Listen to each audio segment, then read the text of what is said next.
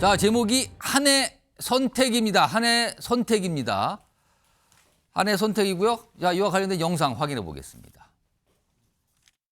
제가 생각하는 사무총장으로는 변화에 대해서 유연하고 그렇지만 어려운 일에 앞장설 수 있는 분, 이런 분들을 널리 이 얘기를 듣고 찾아봤는데요. 저는 울산에 서범수 의원님을 사무총장으로 한번 같이 했으면 어떨까 하는 생각을 가지고 있습니다.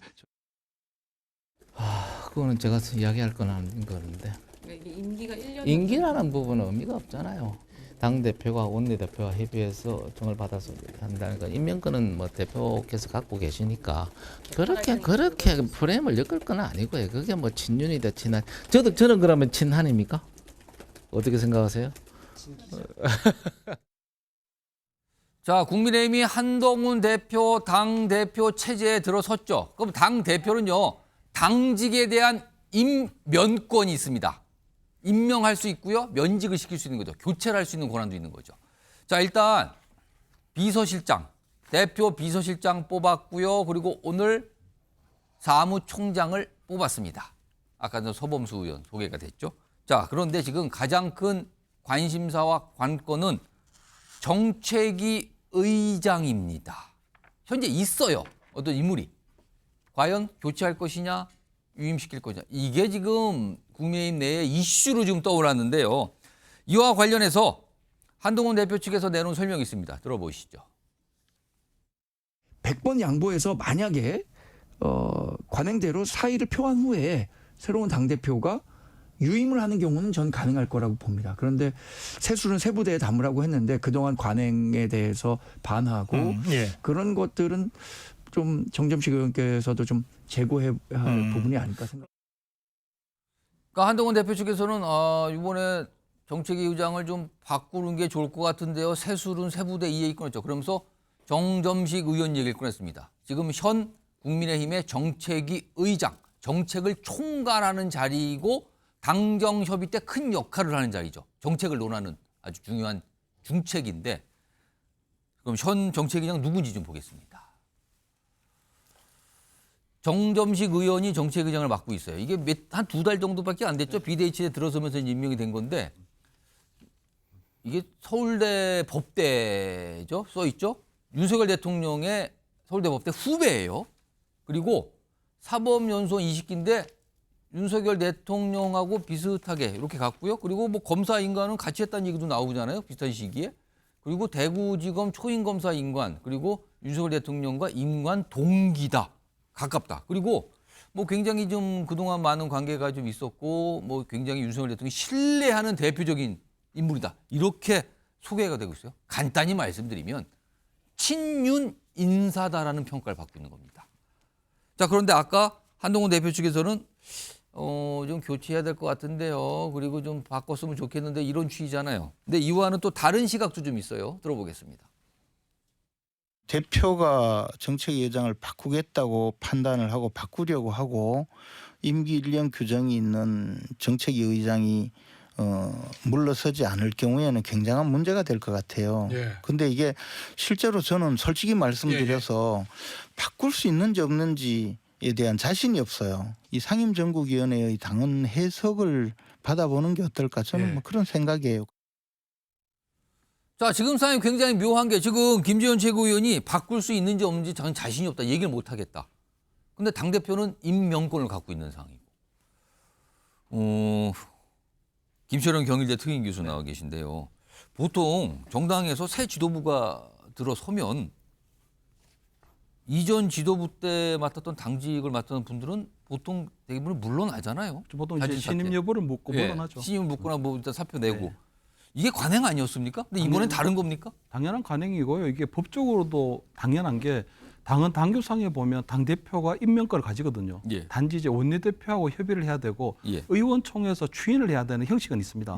하지만 당대표가 임명권을 가지고 있는 게 맞고요. 지금 정점식 정책위 의장 같은 경우에는 바로 직전에 임시 비대, 그러니까 임시 대표였던 황우엽 비대위원장이 임명을 한 부분이거든요. 아, 비대위 때 임명된 정책위 의장. 그렇습니다. 그러니까 실질적으로 볼 땐 당원에게 선출된 당대표가 아니었던 그냥 비대위 체제의 비대위원장이 했기 때문에 사실은 그 정점식 의장이 지금 1년이라고 한 임기를 주장하는 거는 굉장히 무리수가 있어 보이고요. 지금 일각에서는 특히 이제 친윤이라고 꼽히는 의원들은 아니 1년 임기가 보장됐고 이제 2달 갓 지났는데 왜 바꿔야 됩니까? 이런 얘기가 나오더군요. 그러니까 지금 정점식 의장이 지금 뭐 친윤계도 그렇지만 저거는 굉장히 좀 어거지에 불과하고요.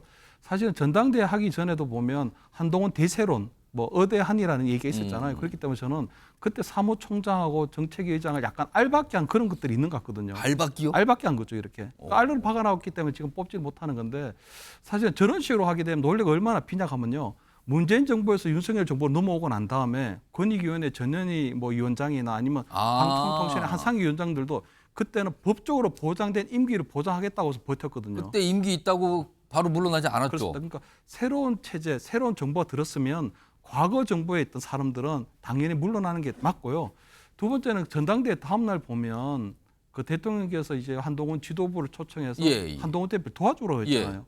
그러면 지금 정점식 의원 같은 경우에는 대통령 지시를 거부한다는 거잖아요. 아 지금 저게 자진 사퇴 그런 형식이 아니고 신임을 묻지 않고 있는 게 그렇죠. 도와주지 대통령께서 않는 거다. 한동훈 대표를 도와주라고 하는데 지금 도와주는 게 아니고 오히려 지금 한동훈 이 대표의 발목을 잡는 꼴이 되고 있기 때문에 저는 정점식 의장이 상당히 현명하신 분이고 또 뭐 정치 경험은 많지 않으시지만 당연히 한동훈 대표에게 적어도 신임 여부를 묻고 자진 사퇴하는 게 맞다. 그래서 어쨌든 한동훈 대표가 어쨌든 출범하고 산뜻하게 전체적인 상황을 끌어갈 수 있도록 하는 게 맞지 않나 이래 보입니다.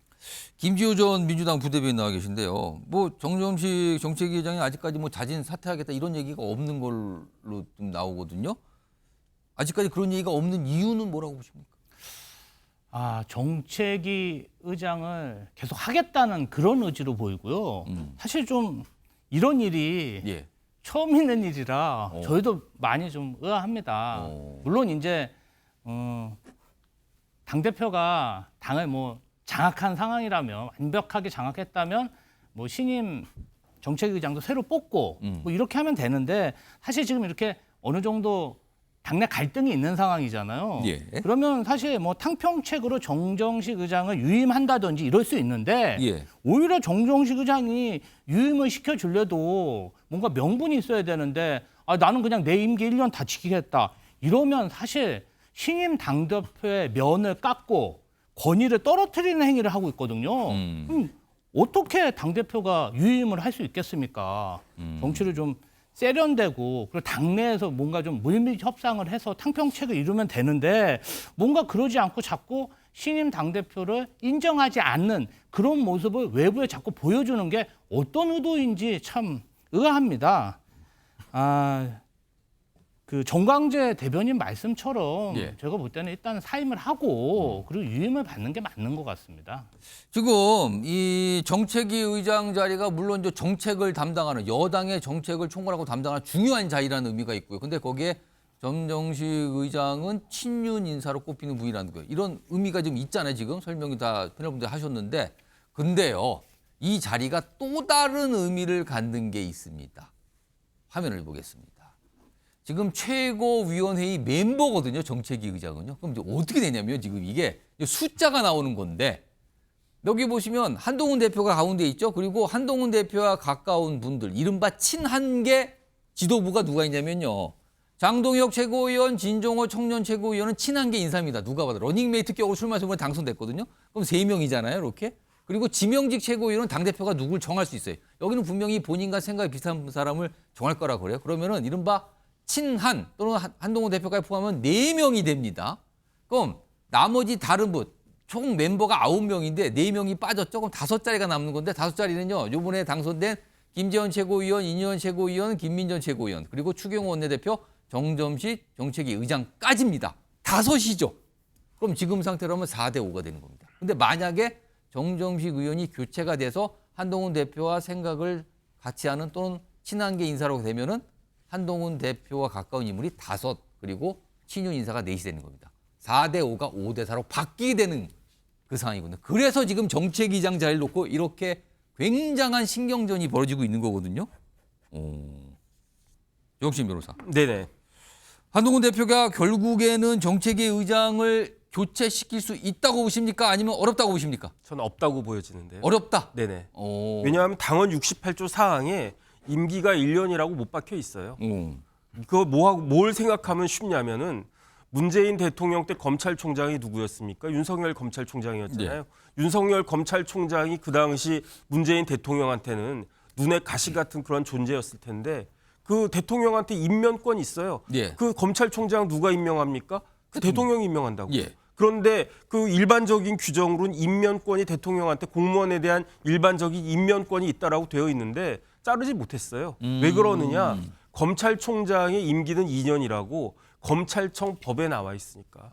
그러니까 국민의힘 당원의 임기 1년이라고 되어 있는데 그 정점식 의원이 나 안 나가겠다 이렇게 뻗팅기면 교체할 수 있는 본인이 방법이 스스로 사퇴하지 않는 한 바꿀 방법이 없다. 저는 없다라고 생각을 갖다가 해요. 규정상으로는.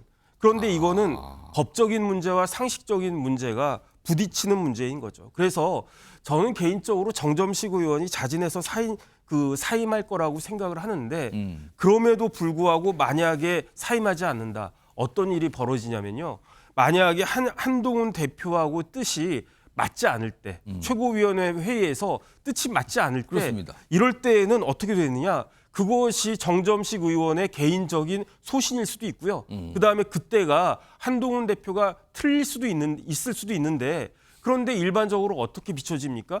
정점식 의원이요. 어떤 사람이냐면은 94년에 검사로 임관이 됐는데 대구지검에서 그때 같이 초임으로 임관된 사람이 누구냐? 윤석열 대통령이었어요. 그러니까 검사가 되는 시점이 윤석열 대통령과 겹쳐서 같은 때 됐다. 왜 그렇게 됐냐면 사법연수원 사법시험은 정점식 의원이 후배지만 오히려 3년 먼저 됐어요.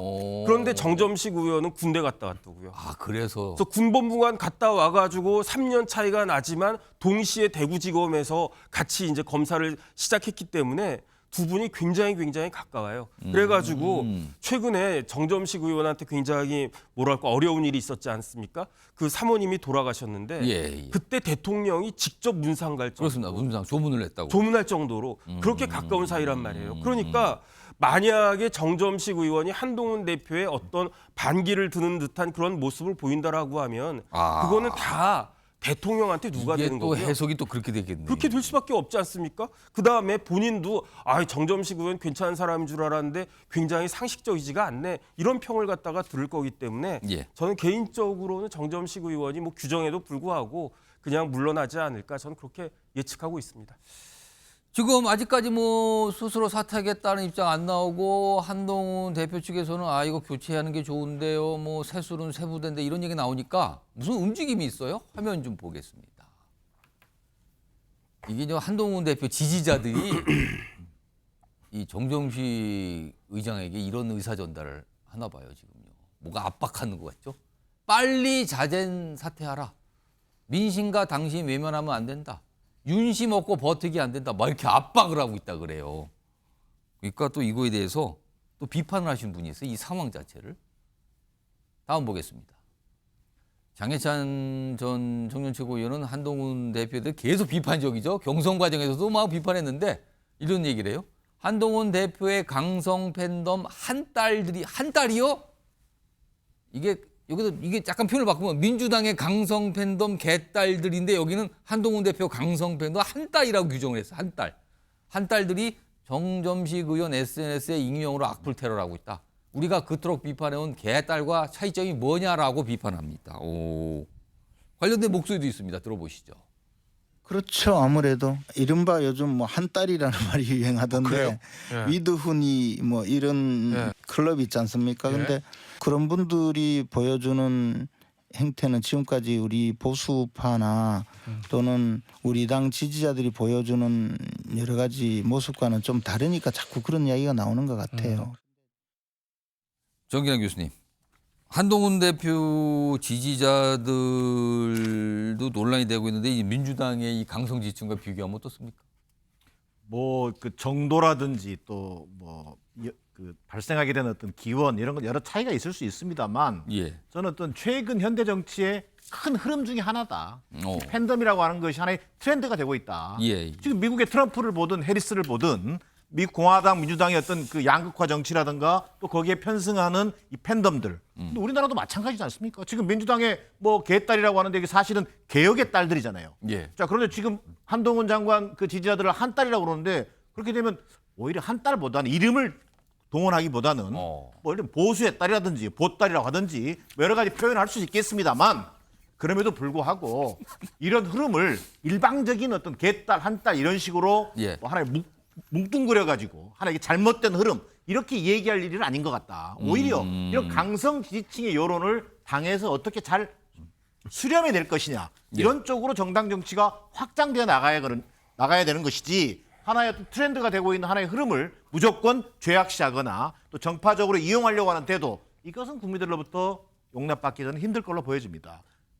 자, 정혁진 변호사하고 김주호 부대변인이 민주당 계시니까 지금 갑자기 개딸과 한딸을 비교하는 상황이 돼버렸어요. 이제 정혁진 변호사는 어떻게 비교하면 어떻습니까? 글쎄요, 이게 비교 대상이 되나 하는 그런 생각은 들고요. 일단은 그 강도나 이런 면에 있어서는 개딸이 아직은 훨씬 더 강하지 않을까 그런 생각이 들고요. 그다음에 한동훈을 지지하는 사람들은 굉장히 그럼에도 불구하고 훨씬 더 광범위하지 않나. 그 보수층뿐만 아니라 중도층에 있어서도 그 한동훈을 지지하는 뭐 위두은이부터 해가지고 뭐 한 딸까지는 아니더라도 그 잠정적으로 지지하는 사람들은 더 넓은 것이 아닌가. 저는 그런 생각이 듭니다. 김주호 전 부대변인은 비교하면 어떻게 좀 보실까요? 글쎄요, 뭐 개딸, 한딸 이렇게 말씀들 하시는데요. 실제로 댓글 다시는 분들 뭐 SNS 계정 가보면은 남성분들도 많고 주로 그 정당 활동을 열심히 하시는 50대, 60대 분들이 굉장히 압도적입니다. 이것은 서로 상대방 지지층에 대해서 공격하기 위한 수단으로 뭐 강성당원, 열성당원 이렇게 비하해서 프레임화하는 것이지 실제 데이터화를 해서 파악해 보면 그 젊은 여성층이 굉장히 적거든요. 그래서 뭐 저는 바람직한 상황은 아니라고 보고요. 특히 그 장해찬 전 최고위원 같은 경우는 국민의힘 당원도 아니고 해당 행위자인데 왜 남의 당 일에 저렇게 관여하는지 이해할 수가 없습니다. 뭐 경선 때부터 뭐 한동훈 대표에 대해서 뭐 엄청나게 비판을 했거든요. 이게 지금 쭉 이어지고 있는 상황 같아요. 자, 지금 국민의힘 한동훈 대표가 들어섰는데 당직 임명을 하는 문제를 놓고 지금 뭔가 아직 결정이 안 나온 부분이 있어요. 그리고 계속 뭔가 신경전이 지금 진행 중이란 얘기입니다.